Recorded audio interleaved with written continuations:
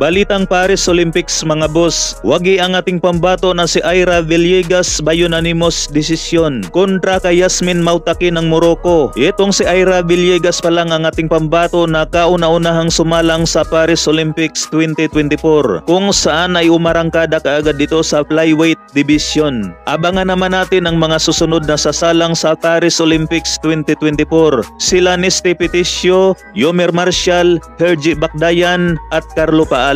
Sana makasungkit ang ating mga pambato ng gintong medalya. Samantala sa naging exhibition kahapon ng ating pambansang kamao Manny Pacquiao kontra sa Japanese na si Ampo, kung saan ay nauwi nga po sa tabla ang kanilang salpukan mga boss. At base ito sa napanood kong galawan ng ating pambansang kamao na si Manny Pacquiao, medyo mahihirapan na ito mga boss na bumalik sa totoong salpukan. Lalo na kapag natuloy ang target na kalabanin na si WBC welterweight champion Mario Barrios. Bukod sa napakalaki nitong si Mario Barrios mga boss ay mabilis pa ito at batang-bata pa.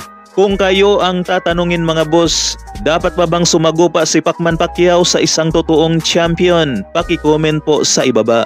Samantala, isang napakagandang balita nga po ito mga boss. Dahil tinalo ng ating pambato na si Pedro Taduran ang Japanese na si Jinjiro Sugioka by 9 rounds TKO. Di nga po kinaya ng Japanese ang mga matitinding bayo ng ating pambato na si Pedro Taduran. Pagkatapos nga po ng kanilang laban mga boss, makikita natin na nakahandusay sa ibabaw ng luna itong si Jinjiro Sugioka. Sabay isinugod na nga po ito sa hospital. Sana walang masamang nangyari kay Jinjiro Sugioka mga boss.